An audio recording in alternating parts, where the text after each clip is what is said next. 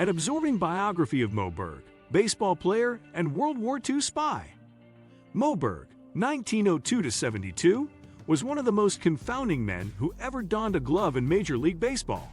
He graduated magna cum laude from Princeton, earned a law degree from Columbia, and studied linguistics at the Sorbonne. Berg had a fair command of 6 foreign languages and could understand many more.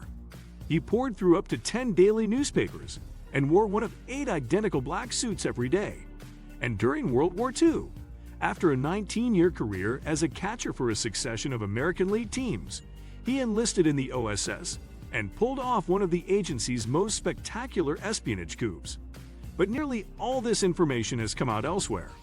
If that's all there were to the story, a biography of Moe Berg wouldn't be worth reading. Yet, there was much more to the man. Beyond the superficial facts, no one knew him. He never married and had no close friends. Even his brother and sister found him mysterious. Happily, Nicholas Dawidoff dug deeply into the man's past and revealed what few knew about him. His biography of Moe Berg, The Catcher Was a Spy, is outstanding. A like story in 4 stages. Dawidoff's biography of Moe Berg is organized conventionally, relating the story of the man's curious life in roughly chronological order. Early life as the son of immigrants. Morris, known as Moe from the start, was the youngest of 3 children of hardworking Ukrainian Jewish immigrants who had moved to a Christian neighborhood in Newark, New Jersey. Berg was a prodigy of sorts, learning to read almost from the time he started talking. He was an outstanding student and gained admission to Princeton. There, once again a Jew isolated among Christians, he proved himself to be a star student. He studied philology and phonetics and picked up numerous languages. But Berg gained fame at Princeton as a shortstop on the baseball diamond. He was the best baseball player in the school's history. The press took notice, but his father didn't. In fact, throughout Berg's life, the old man didn't attend a single one of the baseball games Berg played in. Bernard Berg was disdainful of sports and pressured his son to leave baseball to become a lawyer. 19-year baseball career.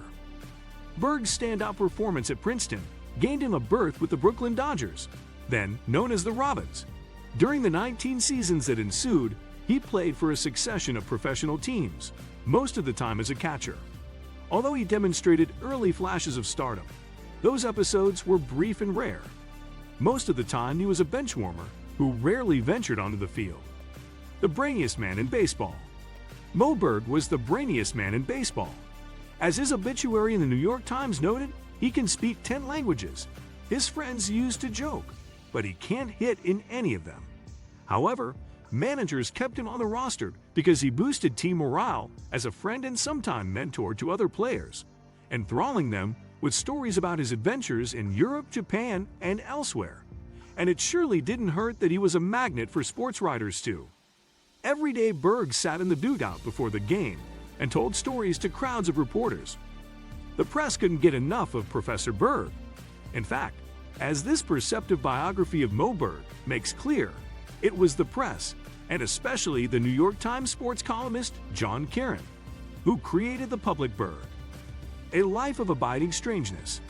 There were crumbs of truth in every story, Dawidoff notes, yet the jolly world of Professor Berg was false at the center. This was not the man, it was caricature on a grand scale, which didn't bother Berg. In fact, he encouraged the burlesque and guided the creation of this shimmering distortion. The reality was starkly different. Berg's was a life of abiding strangeness.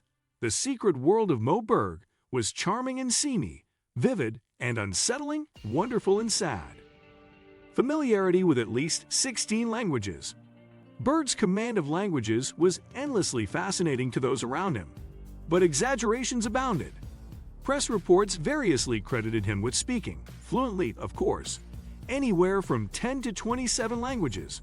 In fact, when he applied to the OSS much later, Berg lists his French, Spanish, and Portuguese as fair, and his Italian, German, and Japanese as slight. However, Dawidoff reports that during his life, he also took a passing interest in, among other languages, Russian, Polish, Mandarin, Chinese, Arabic, Old High German, and Bulgarian. And at various points throughout this book, Dawidoff also has Berg speaking Greek and Latin and reading Sanskrit. which was not a spoken language. War work for the OSS. Moe Berg's fame as a spy rests on a single encounter with the Nobel Prize-winning physicist who headed Nazi Germany's quest for an atomic bomb. The OSS had dispatched him to Switzerland in December 1944. There he was to attend a lecture by Werner Heisenberg and attempt to ascertain whether the Nazis were on the verge of building a bomb or even had one already. He had been tutored in nuclear physics and devoured books on the subject in preparation, to such an extent that some physicists expressed amazement with his understanding. If Berg determined the Germans were on track to a bomb, he was to stand up in the lecture hall, pull out a revolver he'd been issued, and shoot Heisenberg. His most famous exploit was a bust. Fortunately, there was not even a hint in the physicist's lecture that he was even engaged in nuclear research, and Berg left the man in peace.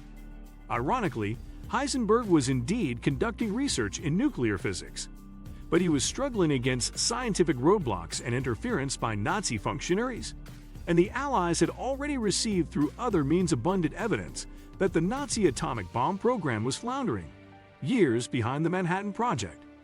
But of course, Berg didn't know any of this, and nor did his handlers in the OSS, befriending prominent German, Swiss, and French scientists.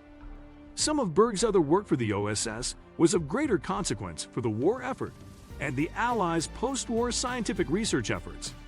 Berg was detailed to the Allies' ALSOS mission, which had been organized primarily to dig up information about the Nazi bomb project, but secondarily to connect with Axis scientists, learn whether they were developing biological or chemical weapons, secure Nazi supplies of uranium and heavy water, and begin the process of enticing the best scientists to move to Britain or the United States.